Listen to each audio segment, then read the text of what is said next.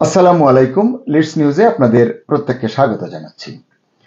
Tulip Siddique British পার্লামেন্টের MP, তার বিরুদ্ধে বাংলাদেশে একটি দুর্নীতি মামলা দায়ের করেছে অন্তর্বর্তী সরকার।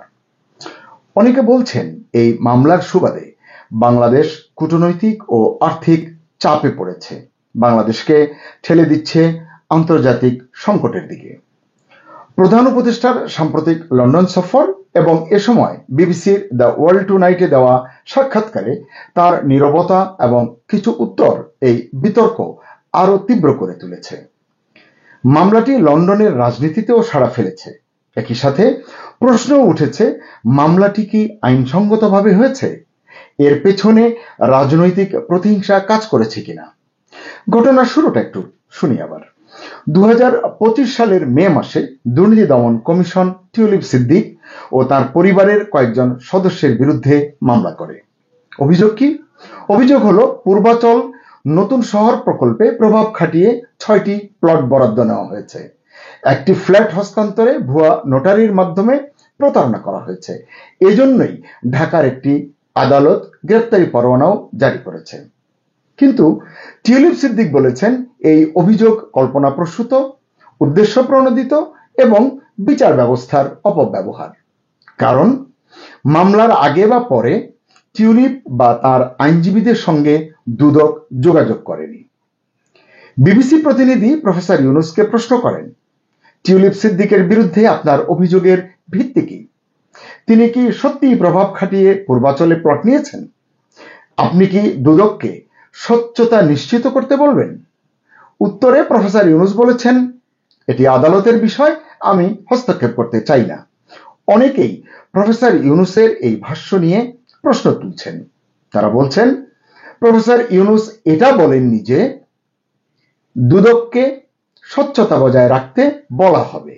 তিনি এটাও বলেননি যে মামলায় ব্রিটিশ এমপি জড়িত তার বিষয়ে সরকার কতটা সচেতন বা সচেতন কিনা, কিংবা তিনি এটাও বলেননি যে তার কাছে অর্থাৎ সরকারের কাছে যথাযথ প্রমাণ আছে কিনা।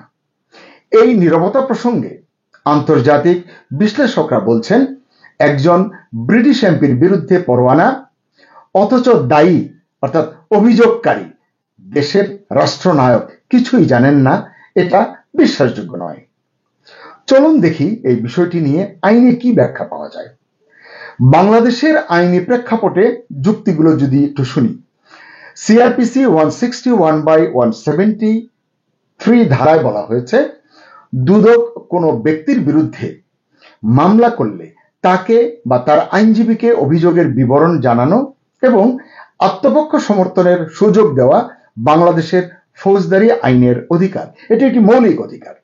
এটা না করে সরাসরি আদালতে অভিযোগপত্র দায়ের হলে সেটা ন্যায্য বিচার প্রক্রিয়ার পরিপন্থী বলে গণ্য হয়। যেহেতু টিউলিপের আইনজীবীরা বলছেন তাদের সঙ্গে যোগাযোগই করা হয়নি, এটি ন্যাচারাল জাস্টিস বা ন্যায্য প্রক্রিয়া লঙ্ঘনের অভিযোগ তৈরি করে। অর্থাৎ accused has a right to know, এই নীতি এখানে লঙ্ঘিত হয়েছে এমনটি মনে করা হচ্ছে। মামলাটি রাজনৈতিক উদ্দেশ্য প্রণোদিত হলে তা অ্যাবিউজ অফ প্রসেস হিসেবে গণ্য হতে পারে। রাজনৈতিক প্রতিহিংসা বা আন্তর্জাতিক বিরোধ উস্কে দেওয়ার জন্য মামলাটি যদি হয়ে থাকে, হাইকোর্টের অধীনে রিট জুরিসডিকশন ব্যবহার করে সেই মামলা কোয়াশ বা বাতিল করার সুযোগ থাকে। বাংলাদেশে আগেও এমন ঘটনা ঘটেছে যেখানে প্রমাণের অভাব এবং রাজনৈতিক উদ্দেশ্যের অভিযোগে মামলা খারিজ হয়েছে। উদাহরণ হিসেবে বলা যেতে পারে, বিএনপি মহাসচিব মির্জা ফখরুল ইসলাম আলমগীরের বিরুদ্ধে দায়ের করা একাধিক মামলা হাইকোর্টে বাতিল হয়েছে।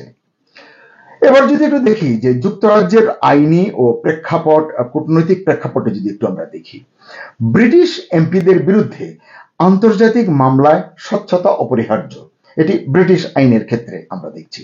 কারণ যুক্তরাজ্য একজন এমপির বিরুদ্ধে অভিযোগ উঠলে, অর্থাৎ যুক্তরাজ্যে একজন এমপির বিরুদ্ধে অভিযোগ উঠলে সেটা শুধু তার ব্যক্তিগত বিষয় নয়, সেটা পার্লামেন্টারি মর্যাদা, কনস্টিটিউয়েন্সি রিপ্রেজেন্টেশন এবং পাবলিক ট্রাস্টের প্রশ্ন। এজন্য British independent parliamentary ethics adviser তদন্ত করে যদি বলেন দায় মুক্তি দেওয়া হয়েছে, তবে সেটি অত্যন্ত গুরুত্বপূর্ণ বিবৃতি হিসেবে বিবেচিত হয়। এর বিরুদ্ধে কোনো রাষ্ট্র যদি অভিযোগ করে, সেটিকে ইন্টারফেয়ারেন্স উইথ পার্লামেন্টারি প্রিভিলেজ বলে ধরে নেওয়া যায়। ব্রিটিশ পার্লামেন্টের এথিক্স অ্যাডভাইজার ইতোমধ্যেই টিউলিপের বিরুদ্ধে তদন্ত শেষ করেছে এবং তাকে নির্দোষ ঘোষণা করা হয়েছে বলে আমরা জেনেছি। বাংলাদেশ ও যুক্তরাজ্যের মধ্যে কোনো এক্সট্রাডিশন ট্রিটি নেই। সেক্ষেত্রে একজন ব্রিটিশ নাগরিককে শুধু একটি বিতর্কিত মামলা দিয়ে ফিরিয়ে আনার সুযোগ প্রায় অসম্ভব, এটি আইনজ্ঞ যারা তারা বলছেন, বিশেষ করে যদি সেটি রাজনৈতিক উদ্দেশ্য প্রণোদিত বলে প্রতীয়মান হয়। টিউলিপের ক্ষেত্রে বিষয়টি কি ইতোমধ্যেই এটি সকলের কাছে পরিষ্কার হয়েছে। এই মামলা নিয়ে ব্রিটিশ মিডিয়ায়ও তীব্র প্রতিক্রিয়া কিন্তু লক্ষ্য করা গেছে। ফিনান্সিয়াল টাইমস লিখেছে, বাংলাদেশ সরকার যুক্তরাজ্যে রাজনৈতিক প্রতিহিংসা রপ্তানি করছে। দ্য টাইমস দাবি করেছে টিউলিপের বিরুদ্ধে মামলা রাজনৈতিক উদ্দেশ্য প্রণোদিত এবং আন্তর্জাতিক ক্ষতি ডেকে আনতে পারে। ফিনান্সিয়াল টাইমসের রিপোর্টে বলা হয়েছে, প্রফেসর ইউনুস স্টারমার বৈঠক না হওয়াকে রাজনৈতিক ভবিষ্যতের সংকেত হিসেবে উল্লেখ করা হয়েছে। ঘটনা এখানেই শেষ হলে কথা ছিল। মনে করা হচ্ছে এই রাজনৈতিক বিতর্কের কারণেই হয়তো যুক্তরাজ্য 2025-2026 অর্থ বছরের বাজেটে বাংলাদেশের উন্নয়ন সাহায্য কমিয়ে দিয়েছে। যদিও আমার মনে হয় এর পেছনে অভ্যন্তরীণ কিছু চাপ রয়েছে, কিন্তু টিউলিপ ইস্যু এই সিদ্ধান্তকে ত্বরান্বিত করেছে বলে কূটনৈতিক মহল বিশ্বাস করেন। এক্ষেত্রে ইউকে এইড বা অফিসিয়াল ডেভেলপমেন্ট অ্যাসিস্ট্যান্স ওডি এর শর্তাবলীতে বলা হয়েছে, যুক্তরাজ্য নিয়মিত যেসব দেশে সাহায্য দেয় তাদের বিচার ব্যবস্থা, মানবাধিকার ও গুড গভর্নেন্সের মান বিবেচনায় নিয়ে থাকে তারা। যদি দেখা যায় কোনো দেশে rule of law is being misused for political vendetta, তাহলে সেই সাহায্য কমিয়ে দেওয়া বৈধ কূটনৈতিক প্রতিক্রিয়া। বাংলাদেশ এখন অর্থনৈতিক চ্যালেঞ্জ মোকাবেলা করছে। সেখানে রাজনৈতিক প্রতিহিংসা প্রসূত মামলা যদি আন্তর্জাতিক আস্থা ধ্বংস করে, সেটি দেশের জন্য ভয়াবহ হতে পারে। আলোচ্য মামলা একজন ভিনদেশী এমপিকে শুধু লক্ষ্য করছে না, বরং পুরো দেশের মর্যাদা, অর্থাৎ বাংলাদেশের মর্যাদা, বাংলাদেশের বিচারিক স্বচ্ছতা, রাজনৈতিক নিরপেক্ষতা এবং আন্তর্জাতিক আস্থা প্রশ্নবিদ্ধ করছে। টিউলিপ সিদ্দিক মামলার প্রেক্ষিতে আন্তর্জাতিক মহল এখন বাংলাদেশকে আরো ঘনিষ্ঠভাবে পর্যবেক্ষণ করছে এবং করবে, এটি আমার ধারণা। এখন প্রশ্ন, এই মামলার মূল্য কতটা দিতে হবে বাংলাদেশকে, কতদিন দিতে হবে? প্রবাসী বাংলাদেশে যারা রয়েছেন, আমরা জানি ব্রিটেনে বিপুল সংখ্যক বাংলাদেশি থাকেন, তাদের সম্মানও কিন্তু এখন প্রশ্নের মুখে। এই একটি মামলার রাজনীতি দেশকে সত্যি সত্যি কোন দিকে নিয়ে যাচ্ছে, এটি এখন এই মুহূর্তের সবচেয়ে বড় প্রশ্ন। দর্শক, প্রতিবেদনটি যদি আপনাদের ভালো লাগে, দয়া করে এটি শেয়ার করুন, অন্যকে দেখতে দিন এবং লিডস নিউজ সাবস্ক্রাইব করে সঙ্গেই থাকুন। সবার জন্য শুভকামনা। আল্লাহ হাফিজ।